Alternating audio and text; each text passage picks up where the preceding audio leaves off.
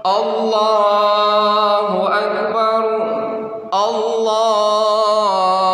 Akbar, Allahu Akbar, Allahu Akbar, Allahu Akbar, Allahu Akbar, Allahu Akbar, Allahu Akbar, Allahu Akbar kabira, walhamdulillahi katsira, wa subhanallahi bukratan wa asila. La ilaha illallah, wallahu akbar, Allahu akbar, walillahil hamd. Alhamdulillahillazi anzalal Qur'an hudan linnasi wa bayyinatin minal huda wal furqan. Wassalatu wassalamu ala rasulillah nabiyina Muhammadin abdillah, wala hawla wala quwwata illa billah. Ya ayuhan nas ittaqullaha haqqa tuqatih wa la tamutunna illa wa antum muslimun. Faqala Allah Ta'ala aidan, a'udzu billahi minasy syaithanir rajim. Bismillahirrahmanirrahim. Inna a'tainakal kautsar fashalli li rabbika wanhar, inna syani'aka huwal abtar. Amma ba'd. Ma'asyiral muslimin, jamaah salat Id yang insyaallah dimuliakan Allah Subhanahu wa taala. Pertama-tama marilah selalu senantiasa kita memanjatkan rasa puji dan syukur kita kepada Allah Subhanahu wa taala. Kenapa kita harus bersyukur kepada Allah? Di mana pada masa yang menimpa wabah di negeri kita, sudah lebih dua tahun berjalan, sehingga semua aktivitas sosial, aktivitas pendidikan, bahkan aktivitas rumah-rumah ibadah harus dibatasi. Allah menjelaskan, ahasiban nas ayyutraku ayyakulu amanna wa hum la yuftanun. Kalau kita berani mengatakan bahwa diri kita orang yang beriman kepada Allah, barang siapa yang menyatakan dirinya orang yang beriman kepada Allah, siap-siap menghadapi cobaan dan ujian dari Allah Subhanahu wa taala. Musibah yang Allah berikan kepada kita saat ini, baik berupa virus corona, baik berupa kemiskinan, baik berupa kepercayaan masyarakat dengan pemerintah, tidak harus membatasi sehingga menjauhkan diri kita untuk beribadah kepada Allah Subhanahu wa taala. Orang yang beribadah kepada Allah ketika dia dalam keadaan lapang, ketika dia dalam keadaan tidak punya masalah dan musibah, ketika dia dalam keadaan ekonomi yang mapan, berbeda nilai ibadahnya ketika orang yang tertimpa musibah, tapi semakin banyak musibah dia semakin dekat kepada Allah Subhanahu wa taala. Ma'asyiral muslimin, jamaah salat Id yang insyaallah dimuliakan Allah Subhanahu wa taala.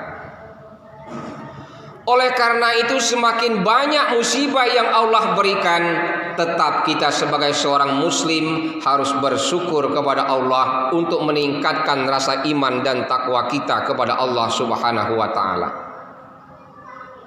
Allahu Akbar, Allahu Akbar, Allahu Akbar, walillahil hamd. Salawat beriring salam Marilah senantiasa kita bersalawat kepada junjungan kita Nabi besar Muhammad Rasulullah sallallahu alaihi wasallam. Kenapa kita harus bersalawat kepada Nabi? Diriwayatkan oleh Imam Ibnu Abbas di mana Rasulullah sallallahu alaihi wasallam bersabda, barang siapa umatku, kata Nabi, bersalawat satu kali kepadaku, Allahumma salli ala Muhammad wa ala ali Muhammad, satu kali diucapkan, Allah akan ampuni 10 dosa yang ada pada diri kita, Pak. Barang siapa yang bersalawat satu kali kepadaku, kata Nabi, akan kutambah 10 amal kebaikan yang ada pada dirinya. Barang siapa yang bersalawat satu kali kepadaku, kata Nabi, akan diangkat 10 derajat di hadapan Allah Subhanahu wa ta'ala.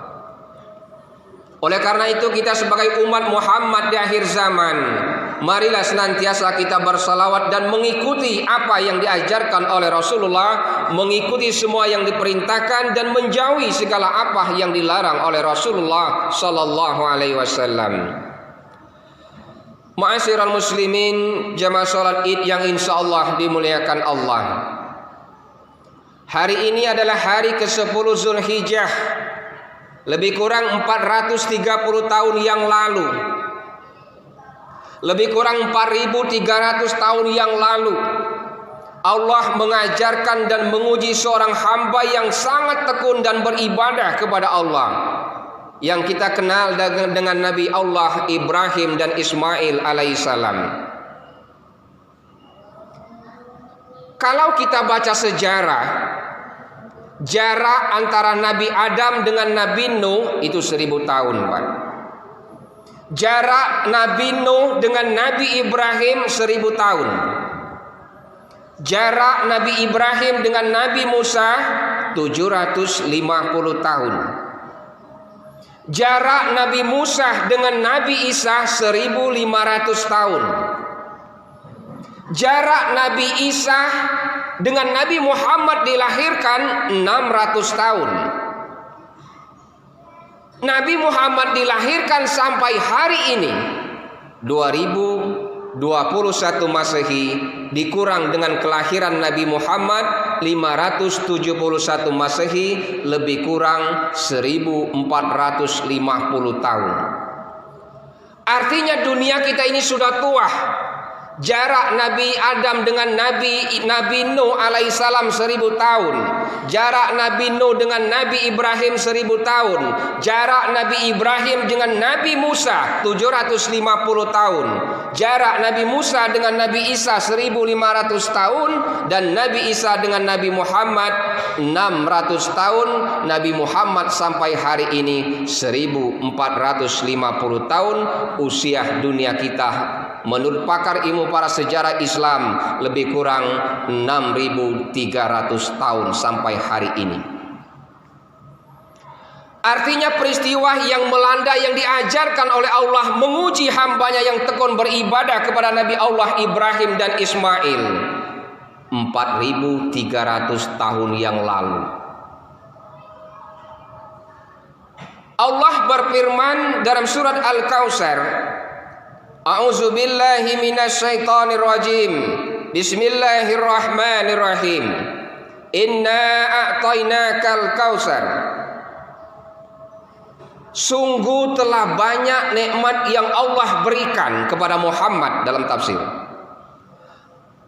Inna a'tainakal kautsar, sungguh telah kami berikan sebuah nikmat yang banyak kepadamu Muhammad. Artinya berlaku untuk semua umat pengikut Nabi Muhammad hingga akhir zaman. Manusia di akhir sekarang, sejak dari Nabi Adam sampai kepada Nabi Muhammad, sampai kepada kita manusia di akhir zaman ini, telah begitu banyak nikmat yang Allah berikan kepada kita, Bu. Wa in ta'uddu nikmatullah la tuhsuha. Kalau kita hitung-hitung nikmat yang Allah berikan, tidak terhitung nikmat yang Allah beri.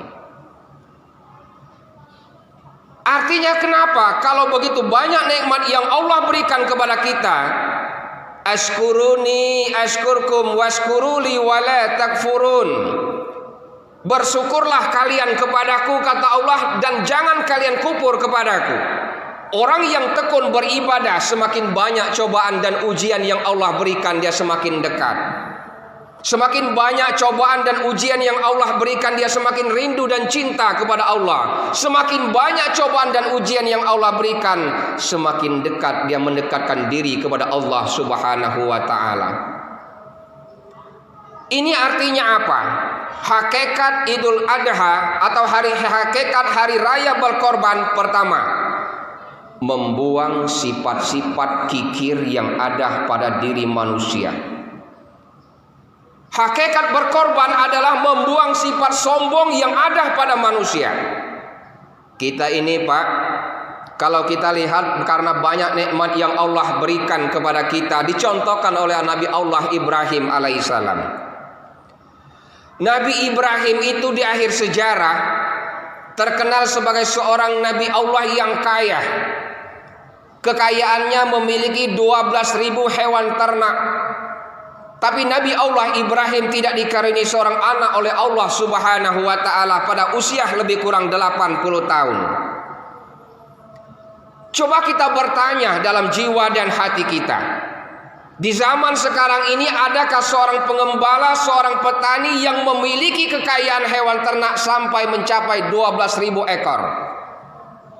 Setiap tahun Nabi Allah Ibrahim berkorban 1.000 ekor kambing, 300 lembu atau domba, dan 100 onta setiap tahun.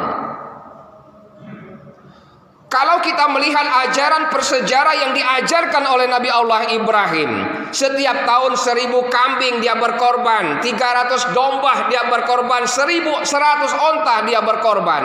Artinya kita sebagai umat di akhir zaman, kalau mampu, boleh sebanyak-banyaknya berkorban kepada Allah Subhanahu wa ta'ala. Karena Nabi Ibrahim orang yang kaya, diberi oleh Allah nikmat, yang pandai bersyukur dia kepada Allah. Setiap tahun 1.000 kambing dikorbankan, 300 domba dikorbankan, 100 onta yang dikorbankan. Tapi Nabi Ibrahim tidak dikaruniai seorang anak. Saking mulianya dia setiap tahun berkorban, turunlah malaikat Jibril menghadap Ibrahim. Ibrahim, ibarat bahasa kita, begitu mulianya dan kedermawaan yang kau berikan, setiap tahun kau korbankan semua hewan ternakmu. Apa jawab Ibrahim sebagai manusia khilaf yang penuh sedikit salah dan dosa? Jangankan hewan ternak, kalau saya punya anak pun akan kukorbankan demi kecintaanku kepada Allah Subhanahu wa ta'ala. Walaupun sebagai senada seorang manusia ada kalimat jangankan hewan ternak, kalau saya punya anak pun akan kukorbankan. Tanpa sadar dia mengucapkan kalimat ini, tapi ada kalimat demi kecintaanku kepada Allah Subhanahu wa ta'ala. Dari pelajaran ini ada dua hal yang harus kita ambil. Pertama, Nabi Ibrahim orang yang kaya, dia selalu pandai bersyukur kepada Allah. Yang kedua, walaupun nikmat yang Allah berikan, fasholli li rabbika wanhar, dia sholat dan berkorban kepada Allah Subhanahu wa ta'ala. Sehingga dalam sejarah, pada malam 8 Zulhijjah, Nabi Ibrahim bermimpi. Ibrahim, bayar mimpimu atau bayar nazar. Ketika malam 8 Zulhijjah, Nabi Ibrahim bangun dan bertanya, ya Allah, apakah ini mimpi darimu atau mimpi dari setan? Bingung Nabi Ibrahim mencari kebenaran. Pada malam 9 Zulhijjah, bermimpi yang sama lagi. Ibrahim, bayar nazarmu. Ibrahim pun bertanya, ya Allah, apakah ini mimpi datang dari Allah atau dari setan? Pada malam ke-10 Zulhijjah, artinya bertepatan pada semalam, hari ini 10 Zulhijjah, Ibrahim, bayar nazarmu. Ibrahim baru sadar ketika dia diuji oleh malaikat Jibril, karena dia berkorban yang begitu banyak. Jangankan hewan ternak, kalau saya punya anak pun akan kukorbankan. Ucapan ini ditagih oleh Allah pada malam 10 Zulhijjah. Singkat cerita, perintah ini adalah Allah memerintahkan Nabi Allah Ibrahim menguji seorang hambanya yang tekun beribadah agar memotong seorang putra yang telah dikaruniakan yang sangat soleh, Nabi Ismail alaihissalam. Ma'asyiral muslimin rahimakumullah. Artinya apa? Dari peristiwa ini, Nabi Ibrahim adalah seorang manusia, seorang nabi yang sangat kaya, tapi dia pandai bersyukur kepada Allah Subhanahu wa taala.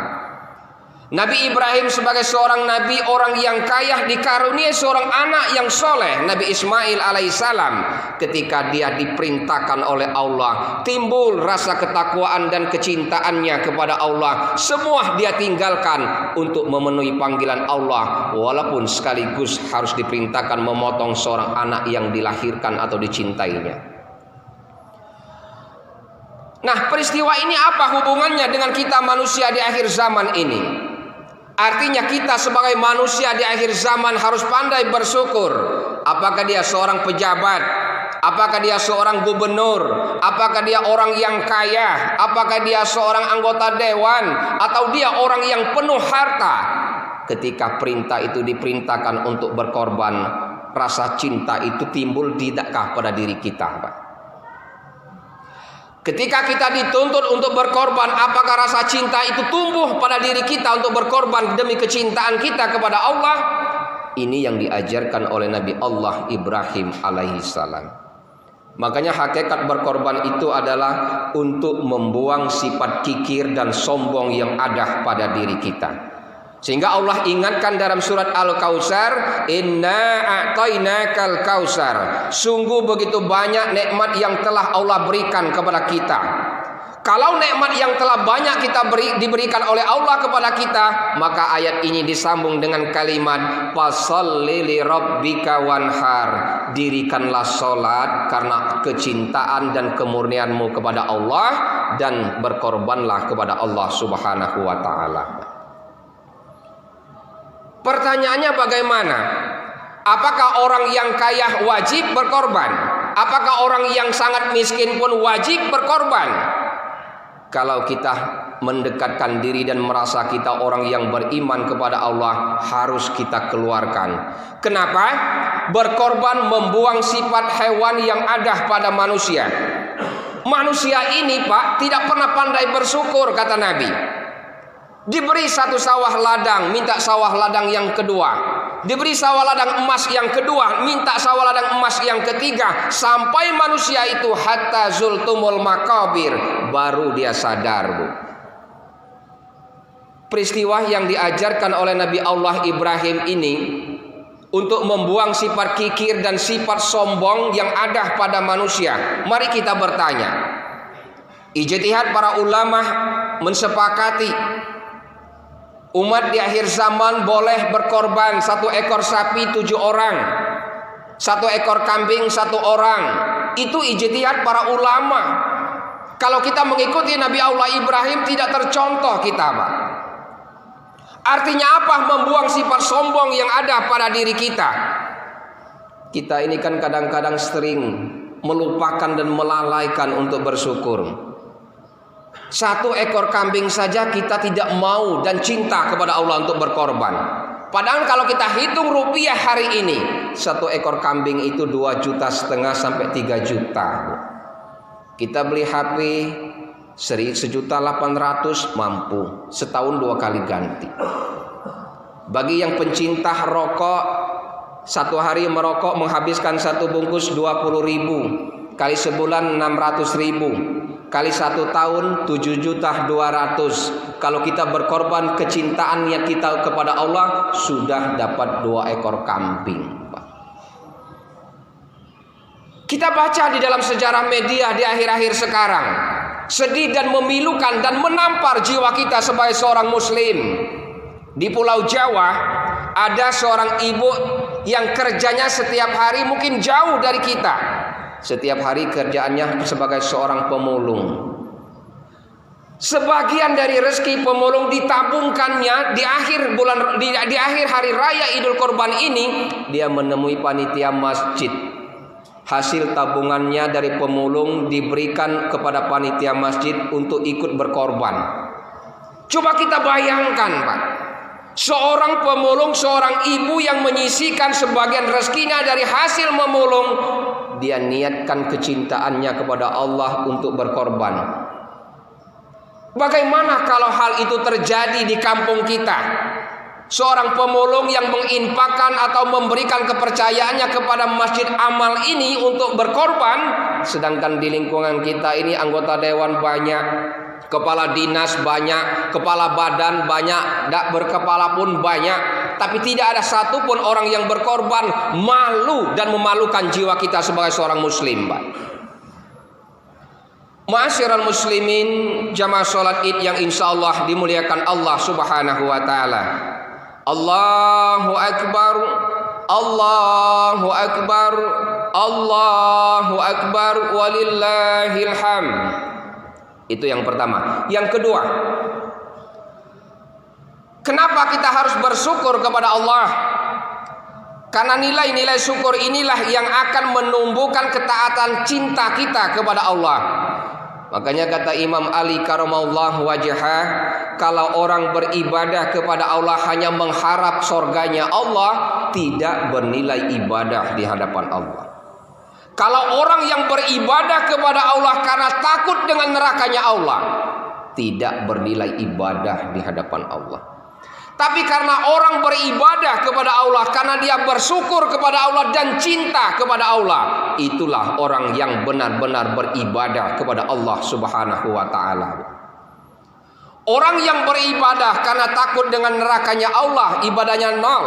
Orang yang beribadah karena hanya mengharap surga Allah, ibadahnya pun nol. Tapi orang yang beribadah karena nilai syukur dan cinta kepada Allah, untuk meningkatkan nilai-nilai ketakwaan kita kepada Allah, itulah ibadah yang sesungguhnya, kata Imam Ali karamallahu wajhah. Ma'asyiral muslimin, jamaah salat Id yang insyaallah dimuliakan Allah. Lebih kurang 1,5 tahun bangsa kita, bahkan negara-negara yang ada di dunia ini tertimpa musibah wabah penyakit corona ini.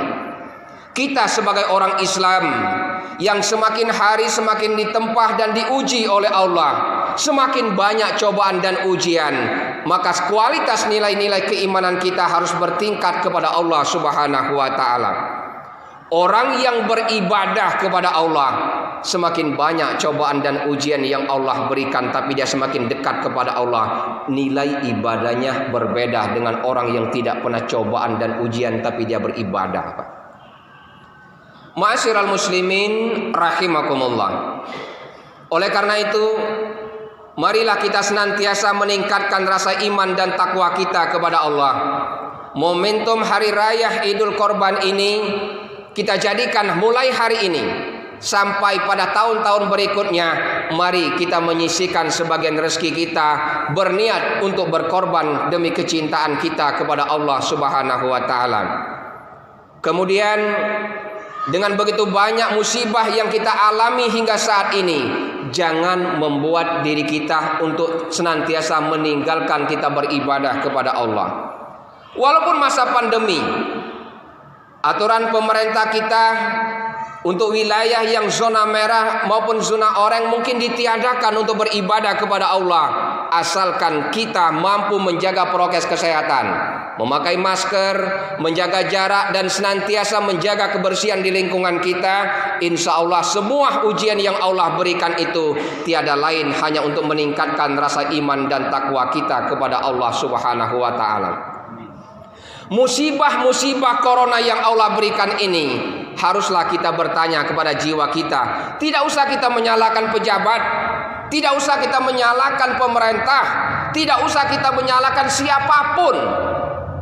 Tapi bertanyalah kepada diri kita, musibah yang Allah berikan ini adalah kesempatan kita untuk meningkatkan nilai-nilai ketakwaan kita kepada Allah Subhanahu wa taala. Tidak bisa sholat di rumah, berjamaah sholat di masjid. Tidak bisa di masjid, berjamaah kita sholat di rumah atau di kantor dan sebagainya. Tidak ada halangan kita untuk beribadah kepada Allah Subhanahu wa taala. Allazina yazkurunallaha qiyaman wa qu'udan wa ala junubihim. Orang-orang yang yang selalu ingat kepada Allah itu tidak pernah luput dan lalai. Ketika dia sedang tegak pun dia ingat kepada Allah. Ketika dia sedang berbaring pun dia ingat kepada Allah. Ketika dia sedang duduk pun dia ingat kepada Allah. Ini artinya apa? Allazina yazkurunallaha qiyaman wa qu'udan wa ala junubihim. Ketika dia sedang menjadi seorang pejabat, dia ingat kepada Allah. Ketika dia sedang duduk, dia ingat pun kepada Allah. Artinya apa? Kalau kita tingkat ekonominya sudah rendah, ketika dulu kita punya jabatan sampai hari ini mungkin kita sudah pensiun, kita tetap ingat kepada Allah, Pak. Bahkan ketika kita berbaring pun ingat kepada Allah. Masa yang sulit, ekonomi yang sulit, PHK yang banyak terjadi, ekonomi kita tidak menentu, tetap tingkatkan nilai-nilai ketakwaan kita kepada Allah Subhanahu wa taala. Allahu Akbar, Allahu Akbar, Allahu Akbar, walillahil hamd. Itu saja khotbah singkat yang dapat diberikan pada kesempatan kali ini. Mudah-mudahan Allah senantiasa menjaga kesehatan kita, dan senantiasa mudah-mudahan Allah angkat COVID atau virus yang melanda negeri kita ini, sehingga kita akan mampu beribadah yang penuh dengan kenyamanan, dan peningkatan ekonomi kita semakin hari semakin membaik. Dan musibah yang Allah berikan hari ini, itu artinya Allah sangat cinta dan sayang kepada hambanya. Kalau seorang hamba diuji oleh Allah, dia berjalan, Allah berlari menjemputnya. Dia menangis, Allah tersenyum melihat tangisannya. Dan orang yang semakin Allah cintai di antara kita adalah inna akramakum indallahi atqakum. Sesungguhnya orang yang paling mulia di hadapanku hanyalah orang-orang yang bertakwa di antara kita. Barakallahu li wa lakum fil Qur'anil azim, wa nafa'ani wa iyyakum bima fihi minal ayati waz zikril hakim, wa taqabbala minni wa minkum tilawatahu innahu huwal ghafurur rahim. Allahumma shalli ala sayyidina